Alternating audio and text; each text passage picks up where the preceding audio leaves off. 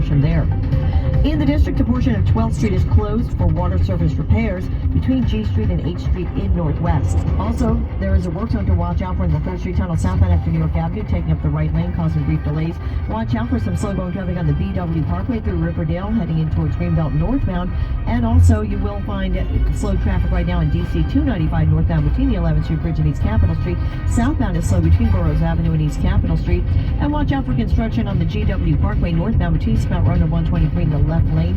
That's also on the southbound side, so watch out for delays in each direction. And now the Bloomberg 99.1 3-day weather forecast for today: cloudy with rain possibly arriving late in the day, high 65 to 70. For tonight, occasional rain, lows 55 to 60. For tomorrow, rain continues, high near 65. And the outlook for tomorrow night, passing showers, lows 55 to 60. And for Sunday, cloudy with periods of rain, highs between 60 and 65. Right now, 61 degrees in Washington. I'm Beth Winters with traffic and weather on Bloomberg 99.1. And breaking news 24 hours a day at Bloomberg.com, the Bloomberg Business app, and at Bloomberg Quick Take. This is a Bloomberg Business Flash. We're at 17 past the hour right now. Before we get you caught up on market action from the Bloomberg terminal, this hot headline: Hurricane Ian has now struck North Carolina, making its second U.S. landfall. We're at 17 past the hour right now, and equities trading weaker but off-session lows. The Dow Industrial Average is off about 0.7% right now. In the broader market, the S&P with a decline of about 0.3%. It's been a choppy day of trading, but we are seeing weakness in utility, consumer staple, and information tech shares. NASDAQ comp is off just about 0.1%. Markets have been struggling through the day with this idea of higher interest rates. I think that's a given, right? Well, they also have the potential to create global market instability. That is some of what we have seen in the last week. We also had today the Fed's favorite inflation metric picking up a little bit of steam in the month of August. We're talking here about the Personal Consumption Expenditures Price Index. It was up in the month of August by 0.3% compared to July, and that August reading was ahead of estimates. All week, the Fed has been reinforcing this idea of aggressive tightening. A little more nuance today. Charlie Evans, the head of the Chicago Fed, was saying rates may need to plateau next year. We've got the 10-year Treasury down nearly 5 basis points in yield right now at 3.73%. The Dow off 0.7%. NASDAQ comp down 0.2%. S&P weaker by 0.4%. I'm Doug Krisner. That's your Bloomberg Business Flash. All right, Doug Krisner, thank you so much. And just to reiterate, a big story, obviously, and we're concerned for those people down south. Hurricane Ian hitting South Carolina, making the second U.S. landfall. Well, I have to say, we're going to switch gears, talk about a piece that I absolutely love, and add it to your list of concern, strategy, and outlook thinking, and really plays into that headline about Hurricane Ian. This story, it's a Bloomberg Opinion column. It asks, how much more economic growth can the planet sustain? And folks, if you thought it was endless, think again. The piece by Mark Buchanan, a columnist for Bloomberg Opinion. Mark this afternoon joins us on the phone from France. Mark, good to have you with us this afternoon. As you write in your piece for Bloomberg Opinion, you are a trained scientist. So give us the lens that you're looking through right now when it comes to economic growth theory. Sure. So I'm a physicist by training, natural scientist, and there's a really interesting kind of argument that's been going on between natural scientists and economists for about 50 years. So economists and you know, everyone knows that we rely on economic growth for our societies to function, and economic growth has been a great thing in many ways. It lifted many people out of poverty, gives us lots of interesting, gadgets and tools, and makes life easier, improves life expectancy. However, at the same time, we have lots of negatives. There's pollution, there's lots of environmental degradation, and so it's difficult to kind of weigh up these two, the positives and the negatives. And this argument that's been going on for 50 years between the economists, who generally say economic growth is great, we need more of it, we just need to find out how to continually get more growth in the future, and the natural scientists, especially environmentalists, ecologists, biologists, who've said, look, we have a finite planet. We can grow to a certain extent, but the more we grow, the more burden we put on the planet in terms of pollution, disrupting natural processes on which we really rely in the end for recycling, clean air, clean water, and all those things that eventually go into our our ability to produce things usefully. So this argument has been going on for a long time, and I've taken part in this as a natural scientist, and I tend to take the anti-economist point of view. But I was at a really interesting conference recently, and I heard the best ever explanation from a distinguished economist about why the economists have been so convinced that economic growth is this wonderful, great thing. And he said basically it's historical fact, or historical quirk, if you will. So the theories of growth in economics were developed in the post-World War II era, 1950s, 1960s, when back then, pollution wasn't too great. The scope of human activities were smaller, and it did seem to economists at the time that it was always possible for humans to innovate their way out of any particular problem. If one beach became cluttered or polluted, you could move to a new beach. You could move to a new set of fields to grow your crops if some became, degraded. So it was always possible to innovate in a way that would let you continue to grow. And this idea of the possibility of perpetual innovation was built into the basic mathematics of what is called growth theory, which has been a cornerstone of economics for about 50 years. So this lecture by a distinguished economist, Partha Dasgupta from Cambridge University in the UK, he was pointing out that it's true that the economists actually made some assumptions in those early theories which have gone on to inflict serious kind of intellectual damage on all of us in the current era. And the reason is that nature was never really included in the growth formulas that economists and governments around the world have relied upon. So I won't get into the details, but there's a simple formula for growth, and there's a bunch of factors that contribute to it. And the biggest one is our ability to innovate, have new technology, knowledge, learn about the world. Another thing that contributes is, resources, minerals, oil, that kind of thing. Human capital, our ability to find labor, etc.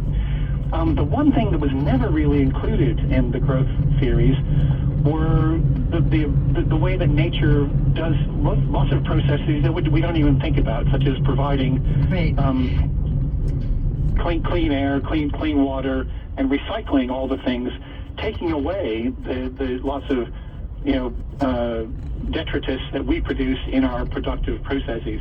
And so Dasgupta has generalized the prevailing theory in a new kind of formulation, which shows you how we really do depend on nature. And what he's essentially proposing is a new form of accounting that would include, that would go beyond GDP. GDP generally just measures things that economists think about. The human part of productivity. Yep. Just got 20 seconds left. I'd let you go because I think it's like you have to get into this, but 20 seconds. So take away, what do we have to do here? Right. So the most compelling point is that economics has traditionally excluded nature from its accounting systems. We need to include nature in our accounting systems. Governments around the world need to start doing this. Tallying up the degradation of natural resources, and including that next to the positives that come out of economic growth, so we get a clear picture of what it fits into so many of the ESG conversations we have been having. Mark Buchanan, columnist for Bloomberg Opinion. Check it out. The business world's most prominent voices join David Weston. Relief altogether. And part of what they're hanging their hat on, in order to file a lawsuit, you have to show that you've been harmed in some way. And a big thing of what they appear to be hanging their hat on is the potential loss of revenue if these FEL loans were to get forgiven. So I believe what the administration was doing was, to put it crudely, sacrificing the few to save the many. So by making a quick decision to exclude the FEL loans from the debt forgiveness, I think the hope is that we'll take a lot of the wind and a lot of the teeth out of this potential lawsuit, and so at least however many tens of millions of borrowers that are still eligible will still be able to get that relief, and it won't be blocked altogether. So, Betsy, we have just about 30 seconds left. Do you think that we will see more moves from the government, especially the Biden administration, to forgive yet more loans?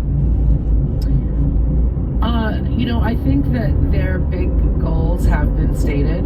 We have the public service loan forgiveness waiver. We've got the income-driven plan waiver. We have this broad debt relief.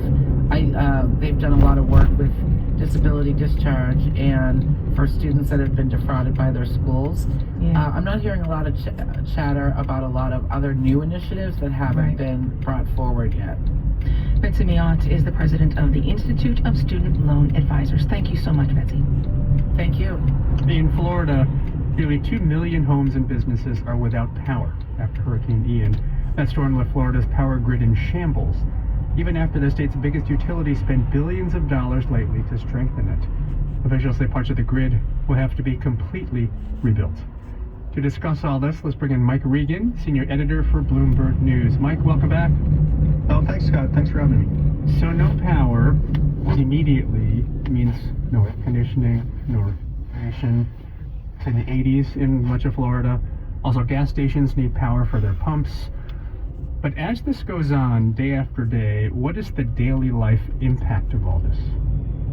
Well, in the short run, it's just a massive hit to business and the economy of Florida as a whole. I mean, the estimates for just the damage from the storm are ranging in the neighborhood of about 65 billion to 100 billion. So it's just a major economic catastrophe in the short run. And, in addition to just sort of your typical office work and industry in Florida, obviously tourism is so crucial to the economy there. And tourists will just simply stay away at times like this until everything's cleaned up and back online. But what's interesting, Scott, in the long run, a disaster like this can actually help an economy like Florida boom, because when you think of $100 billion in damage, well, most of that is insured, so there will be plenty of money to rebuild, which will be mean a lot of job opportunities and opportunities for local businesses in Florida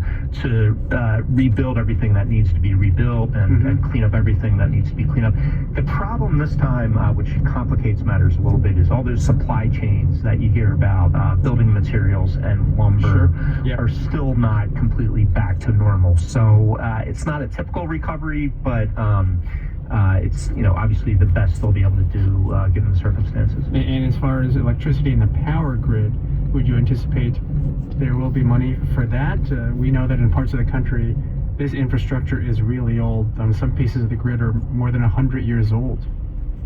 Yeah, and they've spent a lot, as you pointed out at the opening, to sort of try to storm-proof the grid as much as possible. According to the Florida Public Service Commission, the four biggest utilities spent about $3 billion on storm protection in 2020 and 2021. It's still, there were still flaws with it. There were estimates from some power companies that many of the poles that had failed inspection and still needed to be replaced. And it's hard to really sort of storm-proof an electric grid against this type of just massive, powerful storm. It's really just so strong and powerful that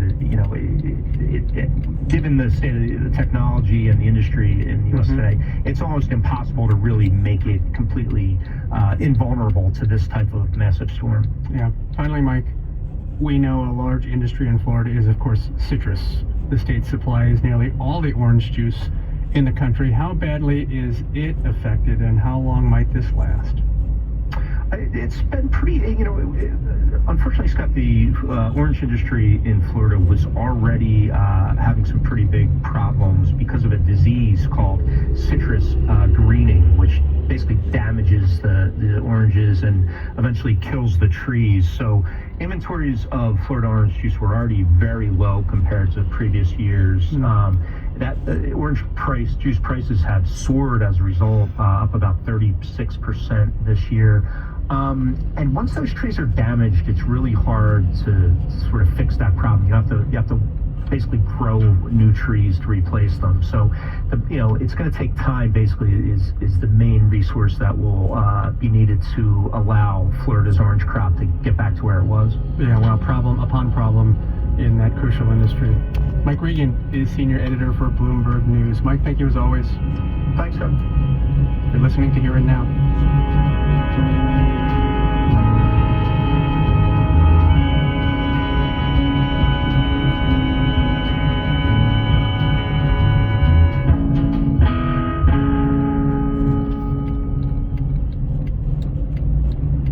In its last term, the Supreme Court changed America, and it sparked calls for the court to change too. Never, ever give government officials unreviewable power for life. Who does that? Nobody does that. The justices are poised to issue more major decisions. So what can we expect from the Supreme Court's next term? That's next time on 1A. Listen Monday from 10 to noon on WAMU 88.5 or online at the1a.org. The time now is 2:32, and you're listening to WAMU 88.5. Thanks to everyone who gave during our fall membership campaign. We came up a little to women across the D.C. region. Instability in global markets. We'll talk more about that momentarily. I want to begin with the Fed's favorite inflation metric. It picked up steam in the month of August. We're talking about the Personal Consumption Expenditures Price Index, up in August by 0.3% compared to July. It topped estimates. Now, all week we've been talking about the Fed reinforcing this idea of aggressive tightening. Today, a little bit of nuance. Here is Vice Chair Lael Brainerd. So monetary policy will need to be restricted for some time to have confidence that inflation is moving back to target. For these reasons, we are committed to avoiding pulling back prematurely. But we also recognize that risks may become more two-sided. The risks. One is the fact that we may see some global financial instability. The other, obviously, is recession. We also heard today from the head of the Richmond Fed, Tom Barkin, who was saying the key price pressures stoking growth in terms of inflationary pressures, they seem to be showing some sign of easing. And also, Charlie Evans, the head of the Chicago Fed, was saying, get this, rates may need to plateau next year. In the bond market, we're seeing a move lower across the yield curve. 10-year Treasury now at 3.73%, down about 5 basis points. Dow Industrial Average meantime off 0.9%. The S&P slumping by 0.6%. NASDAQ comp off 0.3%. I'm Doug Krisner. That's your Bloomberg Business Flash. Thank you so much for that update, Doug Krisner. Really do appreciate it. I don't know if, all of you and our listeners are on Twitter the same way that I am, but something crossed this morning that really caught my attention. Ed Young, who is a science writer at The Atlantic, he gained a lot of popularity throughout the pandemic. He tweeted this morning that he's taking a 6-month sabbatical starting right now. He said that the past 3 years have been the most professionally meaningful of my life, but they've also deeply broken me. The pandemic isn't over, but I think after a long time spent staring into the sun, I need to blink. This guy won the Pulitzer Prize in 2021 for explanatory journalism. He's got a book out, a recent book out. A lot of people turned to him during the pandemic. And he also covered a lot of healthcare workers who burned out during that time as well. It's something that he wrote about in his tweet thread earlier today. So mega go, go, go. Well, this is something we want to talk about, burnout. And with us is Dr. Ian Lustbader. He's back with us, clinical professor of medicine at NYU Langone, on the phone in New York City. And Dr. Lustbader, nice to have you back here on Bloomberg. I know you've been looking at some research out of the Mayo Clinic. First of all, have you felt burnout over the last few years? I see patients with more burnout due to COVID and home restriction, the market gyrations, work issues, but we're really seeing it in physicians. And I agree, I definitely feel I experienced some element of that. And there are a lot of reasons for doctors, obviously, to stay engaged and enthusiastic. The risk of medical error is very important. And there are really a lot of reasons that, go into that. Many of them are administrative duties, charting and administrative issues, things that don't really focus on patient care. But we're seeing more and more doctors with this. And as Tim said, there are articles both at the New York Times just yesterday from Mayo Clinic to various research that show really 2/3 of doctors have at least one symptom of burnout. And we're also seeing this in medical students and obviously in nurses as well. You guys just all got to do what my dentist does. I went to the dentist this morning,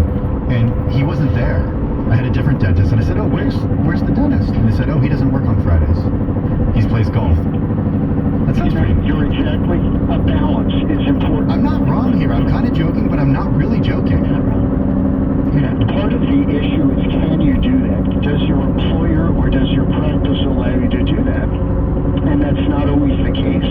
So burnout, we really think of it as emotional, physical exhaustion, fatigue, depersonalization, where you seem to care less about the job, the patients, you vent about working conditions, and as a result of that, you're a less efficient, less efficacious doctor. You know, you're not as focused on making a difference.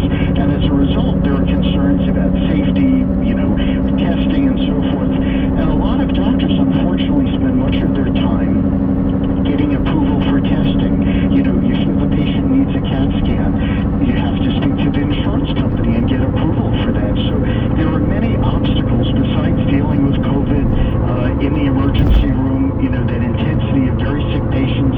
The ICU doctors have a very high level of burnout with patient mortality that's gone up with COVID. Fortunately, those numbers are improving now. Dr. Lesbader, a lot of the stuff that you described to me in terms of the tasks that doctors have to do that they weren't necessarily trained for in medical school, you know, ordering things, dealing with insurance, these certain procedures, are those things that can be disrupted by technology? I mean, does technology offer any hope